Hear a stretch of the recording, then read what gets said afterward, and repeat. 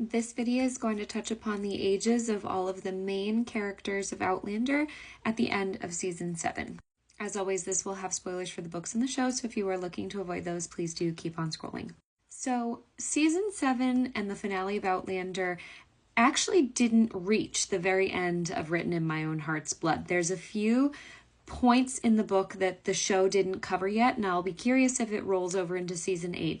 But we do know that technically the book ends in 1779. The Battle of Monmouth, which took place very recently in the finale of the episode, or close to it, took place in July of 1778.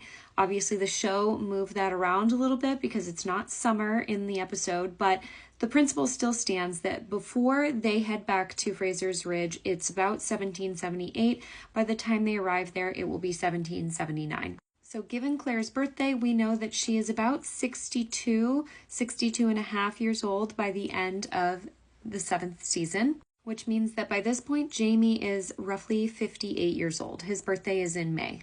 Lord John Grey is roughly 50 years old. He was born in 1729, which would mean William is roughly 20 years old. Fanny is around 11 years old, and Jane was roughly 16. Young Ian is about 26 years old, and Rachel is roughly 18 at this time, which means Denzel Hunter is roughly 28 years old at this time. Now, this is the part that people seem to get confused, and rightfully so, is Roger, Bree, and the children's ages. Roger would be roughly 41 years old at this point in the story. This would make Buck around 38 years old at this point in the story. Brianna was born in November in 1948, so around this point in the story, depending on if you go by the book or, the timeline of the show, she's around 32 and a half, almost 33 years old. Jeremiah was born in 1770, so he's around 8 or 9 years old. And Mandy was born in 1776, so she would be 3 or 4.